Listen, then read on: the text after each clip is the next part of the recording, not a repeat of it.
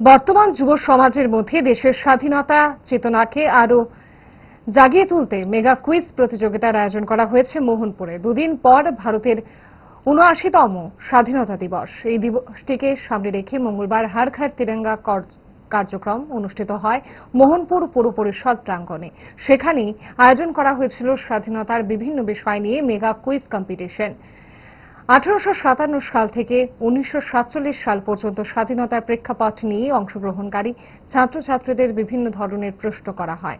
উদ্দেশ্য স্বাধীনতার ইতিহাস সম্বন্ধে ছাত্রছাত্রীদের মধ্যে জ্ঞানের গভীরতা যাচাই এবং সম্যক ধারণা প্রদান করা।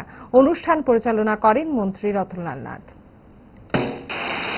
তখন তোমার হেডফোন থাকবে না, তাহলে ওই জায়গাটা মাথায় রাখো।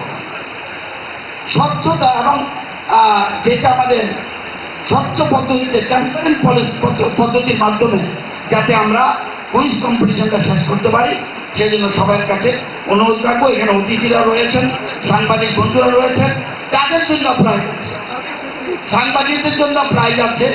কুইজ কম্পিটিশনের মাধ্যমে স্বাধীনতা সংগ্রাম সম্পর্কিত, সুতরাং সবাই তৈরি থাকা এবং সবাই জন্য প্রাইজ আছে।